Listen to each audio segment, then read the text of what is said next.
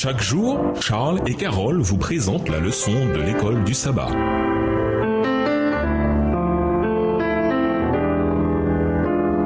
Bienvenue dans votre émission Dieu nous parle. Voilà la leçon de dimanche, bénédiction en Christ. Lisons Éphésiens 1, les versets 3 à 14. D'après Paul, qu'avons-nous reçu en Christ? Éphésiens 1, les versets 3 à 14. Loué soit Dieu le Père de notre Seigneur Jésus le Christ, car il nous a comblés des bénédictions de l'Esprit dans le monde céleste qui, toutes, sont en Christ. En lui, bien avant de poser les fondations du monde, il nous avait choisis pour que nous soyons saints et sans reproche devant lui. Puisqu'il nous a aimés, il nous a destinés d'avance à être ses enfants qu'il voulait adopter par Jésus-Christ. Voilà ce que, dans sa bonté, il a voulu pour nous. Verset 6. Afin que nous célébrions la gloire de sa grâce qui nous a accordée en son Fils bien-aimé. En Christ, parce qu'il s'est offert en sacrifice, nous avons été délivrés et nous avons reçu le pardon de nos fautes. Dieu a ainsi manifesté sa grâce dans toute sa richesse et il l'a répandu sur nous avec surabondance en nous donnant pleine sagesse et pleine intelligence pour que nous connaissions le secret de son plan. Ce plan, il a fixé d'avance dans sa bonté en Christ pour conduire les temps vers l'accomplissement selon ce plan. Tout ce qui est au ciel et tout ce qui est sur la terre doit être réuni sous le gouvernement du Christ. Verset 11. Et c'est aussi en Christ que nous avons été choisis pour lui appartenir conformément à ce qu'avait fixé celui qui met en œuvre toutes choses selon l'intention qui inspire sa décision.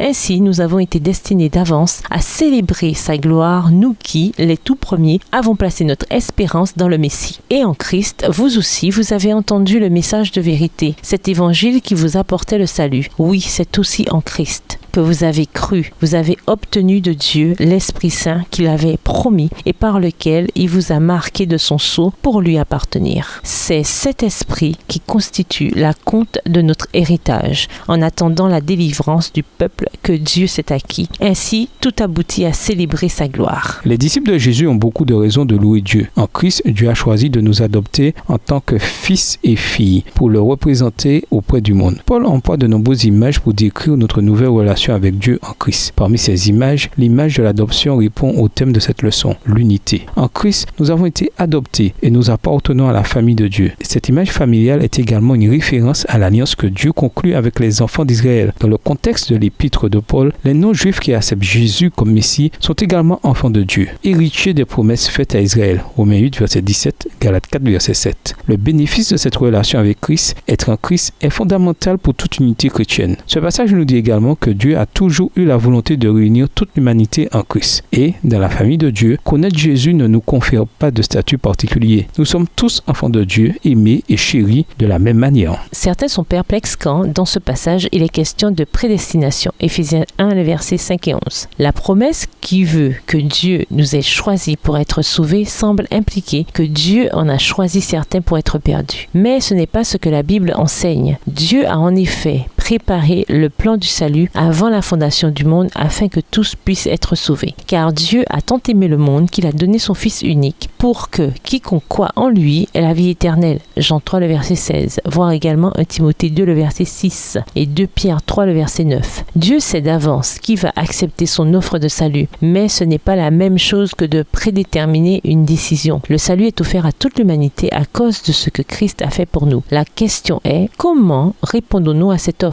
Dieu n'emploie jamais la contrainte pour sauver quiconque. Dans le Conseil céleste, on décida que les hommes, bien que transgresseurs, ne périraient pas dans leur désobéissance, mais que, par la foi en Christ, comme leur substitut et leur sécurité, ils pourraient devenir les élus de Dieu, prédestinés à être adoptés comme enfants par Jésus-Christ, selon le bon plaisir de sa volonté. Dieu veut que tous les hommes soient sauvés, car il a tout prévu, en donnant son Fils unique pour payer la rançon de l'homme. Les perdus périront parce qu'ils auront refusé d'être adoptés comme enfants de Dieu par l'intermédiaire de Jésus-Christ. Et nous vous laissons avec la question du jour. Examinez les familles de votre Église. Sont-elles unies? De quelle façon cette unité correspond-elle à l'unité générale dans le corps de l'Église? Au revoir. Et à demain si Dieu veut.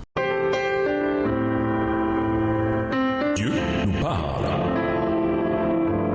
Chaque jour, Charles et Carole vous présentent la leçon de l'école du sabbat.